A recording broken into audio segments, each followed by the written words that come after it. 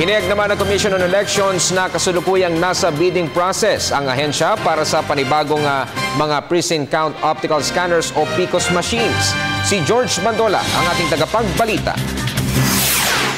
Hindi maaaring baliwalain ng Commission on Elections ang 82,000 na precinct count optical scanner machines na pag-aari na nito mula sa Smartmatic, kaya gagamitin pa rin ito sa 2016 elections. Sa katunayan, nasa proseso na sila ngayon ng pagbibid para sa panibagong 24,000 na automated election system. Hindi lang po oras ang punto ng automation. Ang punto talaga ng automation ay yung pag-minimize ng human intervention na siyang ugat ng fraud at vulnerability ng ating election system.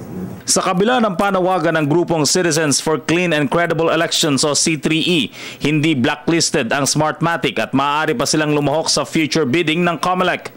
Open po ang bidding natin ngayon. In fact, sa pagkakaalam ko, ang Smartmatic hindi pa nagsasubmit ng kanilang bid kasi hindi pa naman yung deadline, no?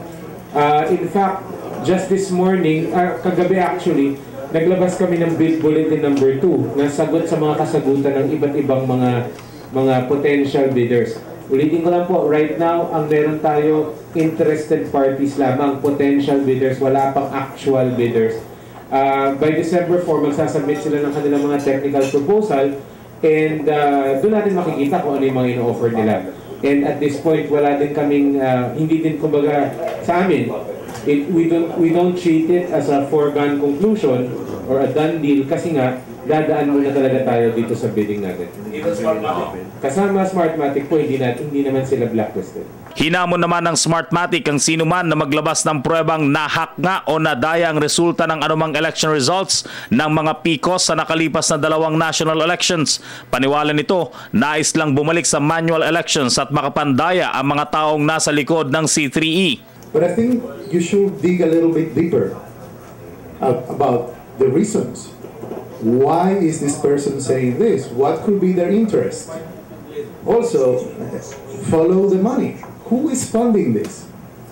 I mean, having people on the streets, having events, having demonstrations, filing cases, hiring lawyers, this costs a lot of money. Yes, well, have you ever asked these people where they get their money? Who is funding this campaign? Who benefits from this campaign? Who benefits from discrediting the automated elections? Hindi rin naman papayag sa election lawyer Romulo Macalintal na bumalik sa manual ang election system sa bansa o di kaya'y takutin ng mga foreign investors na makapag-bid sa COMELEC. Ngayon, mabilis na malaman ng results. And even in the election protest, you don't worry if you lose all the physical ballots. Nung una, sa manual election, nakita naman nyo kung paano bandayan ang mga balota. Nilalagyan ng kadena yan. Yung mga ballot boxes, just like they are like tanks. Para mga tangke yan na talagang binabandayan yan. Nasa bakal yan na ginawa mga ballot boxes. Ngayon, even if all these ballots are lost, the losers need not worry. Because if the ballots are lost, you can always go to the picture images. Para sa Telebisyon ng Bayan, George Bandola.